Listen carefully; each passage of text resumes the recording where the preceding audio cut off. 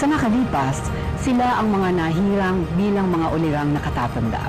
Damaza Abarquez, leader ng Maralitang Tagalunsod mula sa Legazpi, Albay, Bicol. At Sister Mariani Dimaranan, tagapagtaguyod ng Karapatang Pantao mula sa Manila.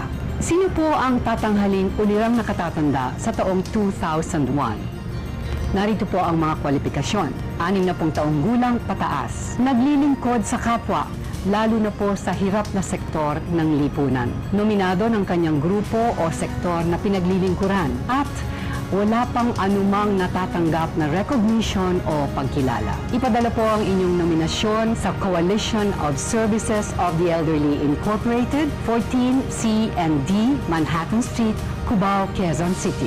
Ang huling araw po ng pagsumite ng nominasyon ay August 1, 2001. Maraming salamat po sa inyong sinimulan.